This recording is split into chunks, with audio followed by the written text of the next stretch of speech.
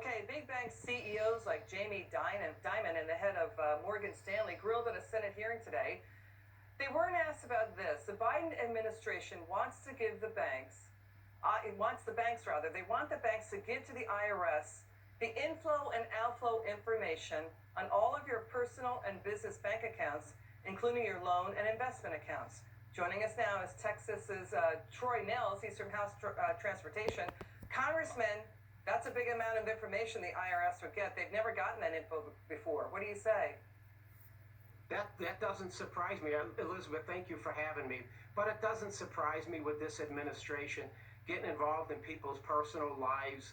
I just think it's irresponsible. But he's weaponizing, honestly, the federal government against the American people, against the oil and gas industry, and just about everything else. When you look at what the administration has done since January 20th, this administration does not place the American people first. Yeah, so, there's little talk about that. We broke the news about the IRS getting this info earlier in the month.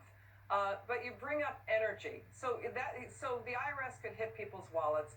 Energy costs are hitting people's wallets. Republican Senator Tim Scott is talking to the bank CEOs today about how the Biden administration and climate envoy John Kerry are saying to the banks, stop giving loans to oil and gas companies. Debank oil and gas.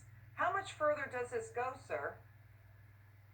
Well, it's because we know that this administration and Joe Biden, there's an all-out war on the oil and gas industry. And he demonstrated this back on January 20th with canceling the Keystone Pipeline.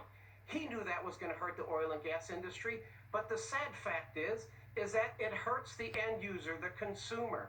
Look at what happened here just recently with the Colonial Pipeline attack. Individuals not even from this country, that have hurt the American people by getting into our energy infrastructure. Gas prices were $7 on the East Coast.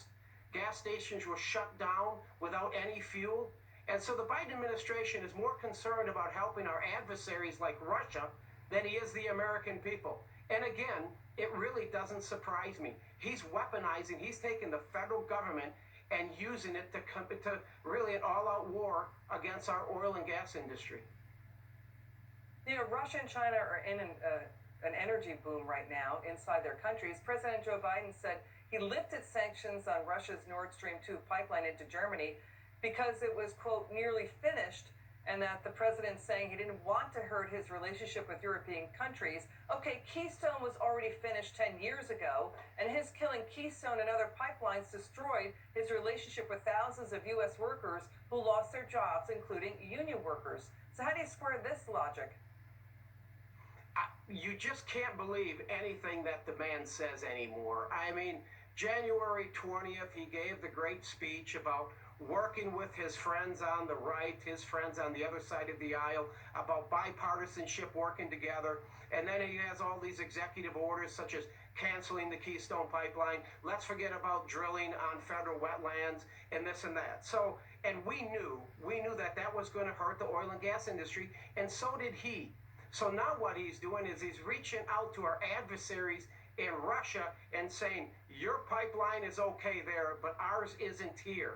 It's because this president does not put the American people first, and it's a dangerous time right now. It's a difficult time, and I don't have the answer other than he does not put the American people first. All right, Congressman.